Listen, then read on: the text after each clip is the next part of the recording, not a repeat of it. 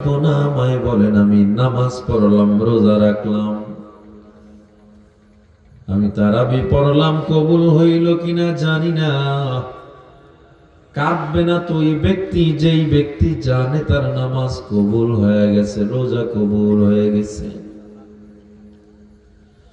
আমার নবী বলে, ওমর তুমি কি জানো না তোমার নাম আল্লাহ জান্নাতের খাতায় অনেক আগেই লিখে দিছি, এরপরেও কেন কান্না করো?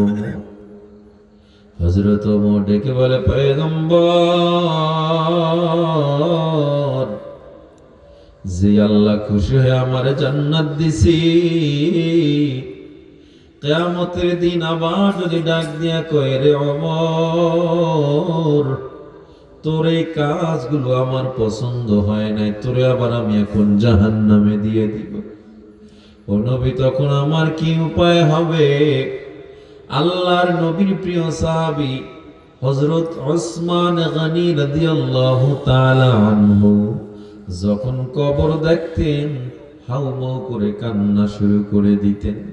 কি পরিমাণে কাঁদতেন হযরত ওসমান, হাত্তা ইয়াবুল্লা লিহিয়াতাহু। হযরত ওসমান কান্না করতে করতে করতে করতে দাড়ি ভিজে টপ টপ করে পানি পড়তে থাকতো। अमाल से बनती है ये जन्नत भी जहन्नम, ये खाक फितरत में न नारी है न नूरी, ये खाक फितरत में न नारी है न नूरी। জান্নাতে যেতে চাই, তবে আমল করতে চাই না, কোনো লাভ হবে না। এজন্য আমার আল্লাহ তাআলা জানায় দেয়, হে গোলাম, জান্নাতে যাওয়ার পথ একটা, জাহান্নামে যাওয়ার পথ একটা। ফারিকু ফিল জান্নাতি ওয়া ফারিকু ফিস সাঈর। জান্নাতের পথ আলাদা, জাহান্নামের পথ আলাদা।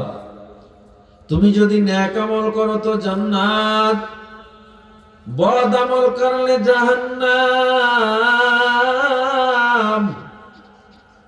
আল্লাহ তাআলা জানায় দেয়, ওয়া আসহাবুশ শিমালি মা আসহাবুশ শিমাল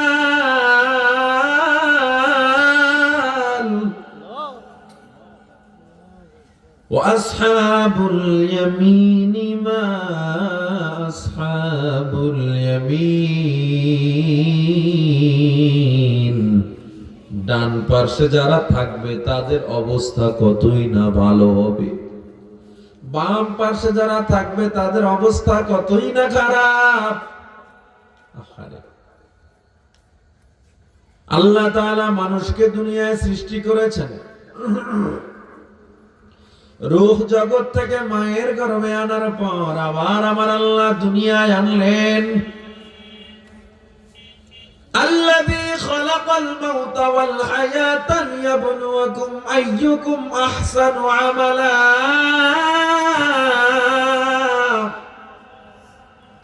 আল্লাহ তাআলা দুনিয়াতে আনলেন, জীবন দিলেন, মৃত্যু দিলেন।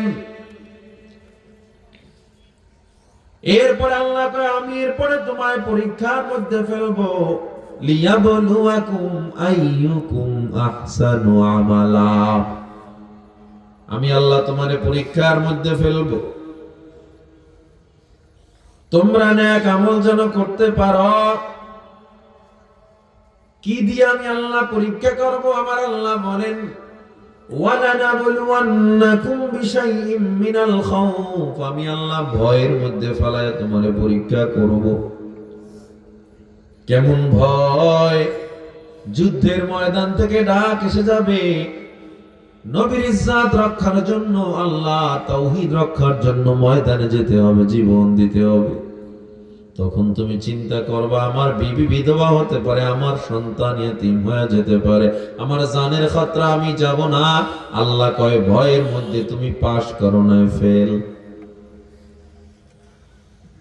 কারণ ঈমানদাররা কখনো মৃত্যুকে ভয় করে না, মৃত্যুকে আলিঙ্গন করে। ঘরে গিয়ে তুমি পালা থাকো,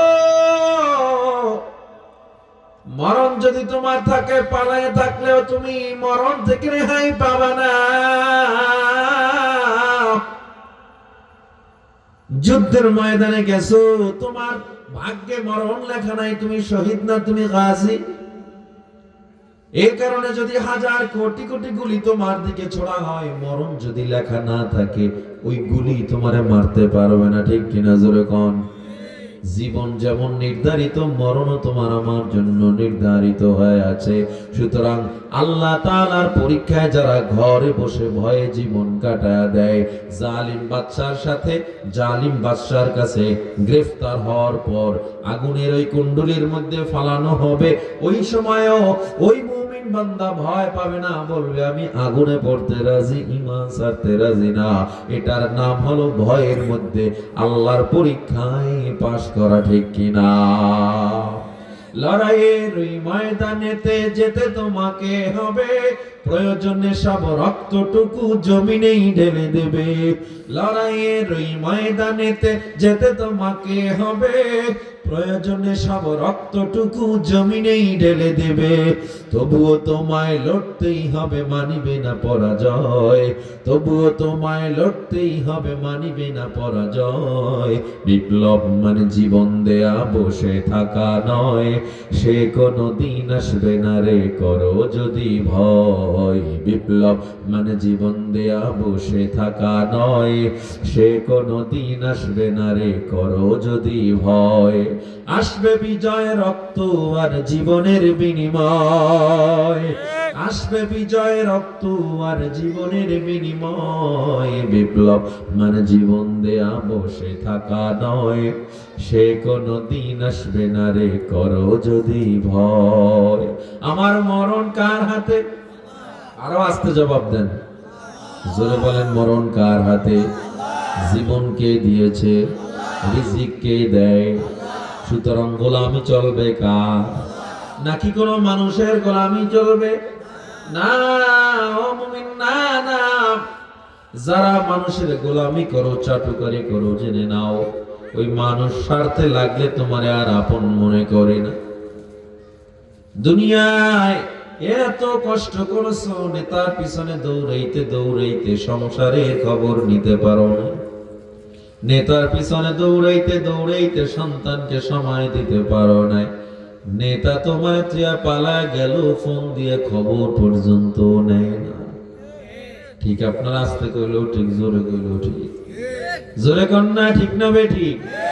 তাইলে দুনিয়ার নেতা আমারে সাপোর্ট দিবে না, দুনিয়ার নেতা আমারে খাওয়াতে পারবে না, দুনিয়ার নেতা রিজিক দিতে পারবে না। রিজিক দিবে আমার আল্লাহ,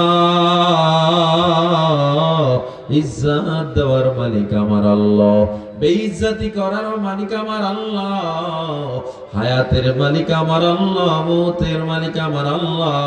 সুতরাং আমরা সব সময় কার গোলামি করব? কুল ইন্না সালাতি ওয়া নুসুকি ওয়া মাহইয়ায়া ওয়া মামাতি লিল্লাহি